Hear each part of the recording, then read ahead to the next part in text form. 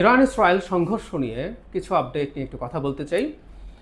গত কয়েক ঘন্টা, গত 24 ঘন্টায় অ্যাটলিস্ট খুব সিগনিফিক্যান্ট কিছু ঘটেছে তা না।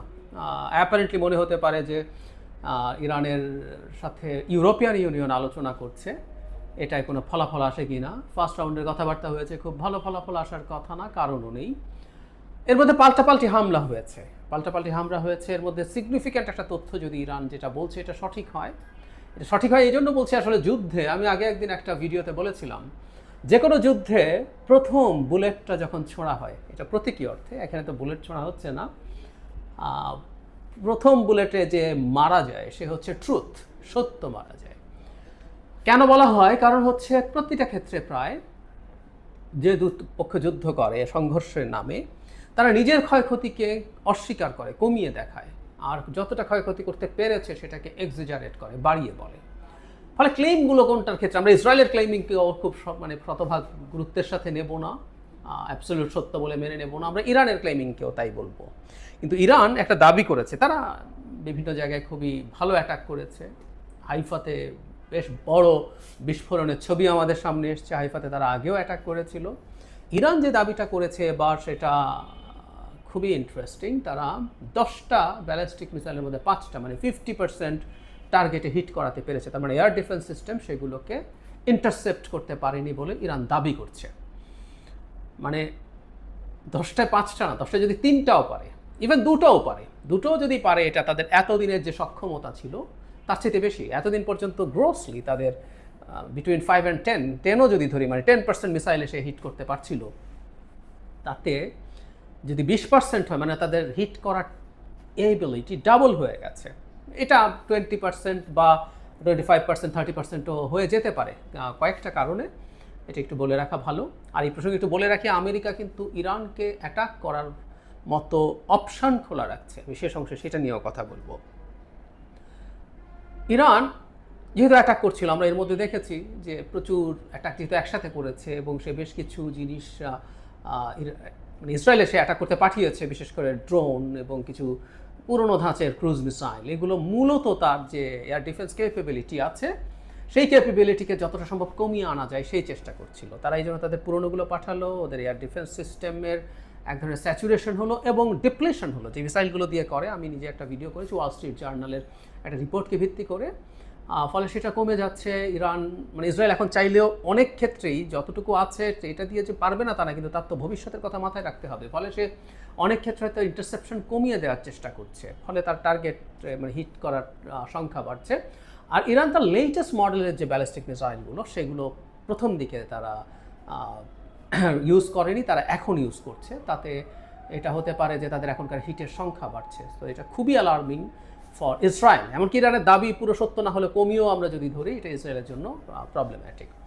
ইসরায়েল তার আক্রমণ চালিয়ে যাচ্ছে। এর মধ্যে ইস্পাহান পারমাণবিক কেন্দ্র আরেকটা, সেটাও অ্যাটাক করেছে। তো আমাদের ওই সেই পুরনো কথা, সেটা হচ্ছে মাটির ওপরে থাকা যে সকল স্থাপনায় অ্যাটাক এক ধরনের হয়তো ঝামেলা তৈরি করবে, কিন্তু দিনের শেষে আসলে তাদের যে মূল ইউরেনিয়াম পিউরিফিকেশনের যে জায়গাগুলো, মানে সেন্ট্রিফিউজ যেখানে আছে, এগুলো মাটির অনেক নিচে। সেজন্য আমরা সেই আমেরিকার বিখ্যাত যে BO-57 বাংকার ব্লাস্টার দিয়ে সেগুলোকে ধ্বংস করার আলাপ আমরা দেখতে পেরেছি। সুতরাং ইসরায়েলের এই অ্যাটাকে ভার্চুয়ালি আসলে কিছু হবে না, এটা আমরা এভাবে বলে দিতে পারি খুব ক্লিয়ারলি। এটা তারা করতে পারবে না বা করবে না। কিন্তু আক্রমণ পাল্টাপাল্টি চলছে, এবং আলোচনার মধ্যেই আমেরিকা তার প্রেজেন্স বাড়াচ্ছে মিডল ইস্টে। কয়েকদিন আগেই তারা এখানে তো গালফে একটা ক্যারিয়ার ব্যাটল গ্রুপ থাকেই, আরেকটা প্যাসিফিক থেকে আনা হচ্ছে, B-2 বম্বার দিয়াগো গার্সিয়াতে নেওয়া হয়েছে, এরকম, এবং এগুলো বাড়ানো হচ্ছে। তার মানে একটা প্রস্তুতির মতো মনে হবে। এটা যে শুধু প্রস্তুতি হিসাবেই দেখবো, আক্রমণ করার জন্য নাও হতে পারে। আমি ডোনাল্ড ট্রাম্পের বেশ কিছু বক্তব্য দেখছি, এবং তিনি এক ধরনের অ্যাটিটিউড দেখাচ্ছেন। তিনি আসলে চান যে যুদ্ধ ছাড়াই এই সমস্যার সমাধান করতে। তিনি ইরানকে চাপ দিতে চাইছেন। ফলে আপনি সামরিক প্রস্তুতি নিচ্ছেন, এটা ঠিক যুদ্ধের জন্য না হলেও অনেক সময় একটা মনস্তাত্ত্বিক চাপের জন্যও হতে পারে। তো আমরা এটাকে এভাবেও ইন্টারপ্রিট করতে পারি, কোনটা আমরা এখনও নিশ্চিত নই। তবে তিনি যুদ্ধের ব্যাপারটা রুল আউট করছেন না।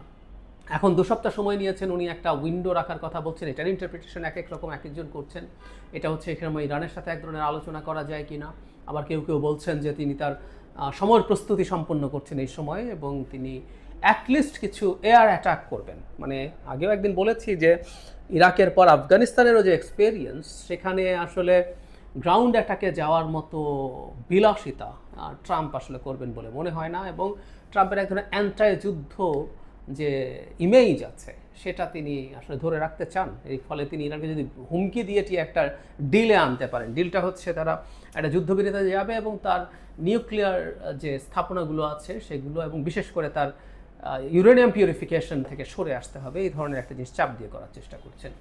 কিন্তু আমি মনে করি আসলে ইরান সোফার এই যুদ্ধে যে জায়গায় আছে, ইরান খুব সহজে এগুলো মেনে হয়তো নেবে না। কিন্তু যে বলছিলাম যে ট্রাম্প যতই মুখে যুদ্ধ অ্যাভয়েড করার কথা বলুন না কেন, তিনি আসলে এটা দেখাতে চাইছেন যে তার প্রস্তুতিও আছে। ইনফ্যাক্ট আমি মনে করি প্রস্তুতি আছে, কারণ আমেরিকার সরকারগুলো খুবই কমপ্লেক্স একটা সিস্টেমের মধ্য দিয়ে কাজ করে। আমরা ট্রাম্পকে দেখি তিনি অনেক ক্ষেত্রেই নিজের উইমজিক্যাল ডিসিশন নিজের মতো করে নিয়ে ফেলেন, এটা হতে পারে। কিন্তু এর চাইতে জরুরি কথাটা হচ্ছে অনেক লবিয়াস আছে, অস্ট্রেল লবি আছে, বিভিন্ন রকম লবি আছে, তারা সরকারকে ইনফ্লুয়েন্স করতে চেষ্টা করে, তারা ফাইন্যান্স করে ইলেকশনের সময়, এছাড়াও নানান রকম কাজ তারা করে। প্লাস যদি একটা অস্থিরতা তৈরি হয় আমেরিকার যে ওয়ার মেশিন, তাদের যে মিলিটারি হার্ডওয়্যার তৈরির যে ইন্ডাস্ট্রিগুলো আছে, এগুলোর খুব বড় ইম্প্যাক্ট আছে তাদের জব তৈরি করার ক্ষেত্রে, খুব বড় ইম্প্যাক্ট আছে তাদের জিডিপি গ্রোথের ক্ষেত্রে।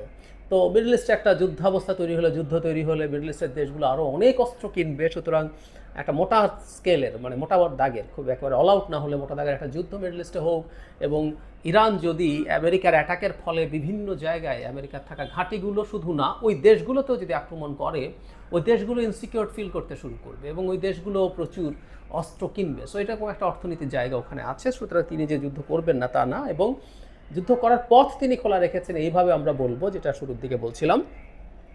তার যিনি গোয়েন্দা প্রধান তুলসি গাবার্ড একটা মন্তব্য করেছিলেন এরকম, যে তিনি মনে করেন ইরান নিউক্লিয়ার ওয়েপন তৈরি করতে যাচ্ছে এমন কোনো বিশ্বাসযোগ্য প্রমাণ নেই। ট্রাম্প দেখলাম এটাকে স্ট্রংলি ডিনাউন্স করেছেন। তিনি বলেছেন এটা ঠিক বলেননি, উনি মনে করেন যে এটা করেছে। তখন তাকে ইরাকের ওয়েপন অফ ম্যাস ডিস্ট্রাকশনের কথা বলা হলো, তখন উনি বলল যে ইরাকেরটা সঠিক ছিল না, এবং উনি ওনার রেফারেন্স দিয়ে বললেন যে তখন উনি খুব স্ট্রংলি এটা প্রটেস্ট করেছিলেন, কিন্তু ইরানের আছে বলে তিনি বিশ্বাস করেন। আমি গতকালই একটা ভিডিওতে বলার চেষ্টা করেছি, ইরান একটা নিউক্লিয়ার বোমা আসলে বানাতে চায়, এটা আমিও মনে করি। কারণ তার যে ইউরেনিয়াম 60% পিউরিফিকেশন হয়েছে আইএইএ বলাছে, এবং এটা ইরান ডিনাউন্স করেন, এটা ইরান তো ওদিকে দেখতে দিয়েছে, ওখানে তো তারা গেছে। এটা যে 400 কেজি পরিমাণ, সেই পরিমাণটাও স্বীকৃত, এটাও ইরান যে মিথ্যা কথা তা বলছে না। সুতরাং সব কিছু আমরা যদি একত্র করে নেয়, এই ধরনের একটা পরিকল্পনা আছে। তার চাইতে জরুরি কথা, ট্রাম্প তার গোয়েন্দা প্রধান, অত্যন্ত পাওয়ারফুল গোয়েন্দা প্রধানের যে বক্তব্য, সেটাকে তিনি অস্বীকার করছেন। এই অস্বীকার করার মাধ্যমে আসলে তিনি ইরানকে অন্তত এই বার্তা দিতে চাইছেন তিনি আক্রমণ করতে প্রস্তুত আছেন, এবং এই কথাটা তিনি যোগ করেন বারবার, কোনোভাবেই ইরানকে একটা নিউক্লিয়ার বোমা পেতে তিনি দেবেন না, এই কথাটা বারবার বলছেন। তো তাহলে আমি যদি মেলাই, ইনি ইরানের নিউক্লিয়ার বোমা তৈরি করার ইচ্ছা আছে, এবং উনি একদম এভাবে বলছেন। আমি তার বক্তব্য শুনলাম যে কয়েক সপ্তাহের মধ্যে এটা হয়ে যেতে পারে, না হলে কয়েক মাসের মধ্যে অবশ্যই ইরান একটা বোমা বানিয়ে ফেলতে পারবে। সুতরাং তার অবস্থানটা কিন্তু এইরকম। তাহলে ব্যাপারটা এটা দাঁড়ালো,